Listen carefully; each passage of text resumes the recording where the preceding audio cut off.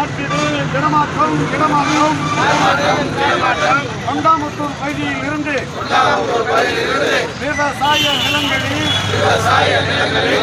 உயிரையும் பயிரையும் நாசப்படுத்தும் யானைகளை அப்புறப்படுத்து. வனத்துறையை தமிழக அரசு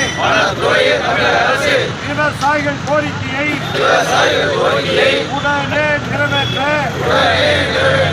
இன்று நடக்கும் மனு கொடுக்கும் போராட்டம், நாளை நடக்கும் பெரும் போராட்டம் தமிழ்நாடு விவசாய சங்கத்தில் மனு கொடுக்கும் போராட்டம் நியாயமான போராட்டம்.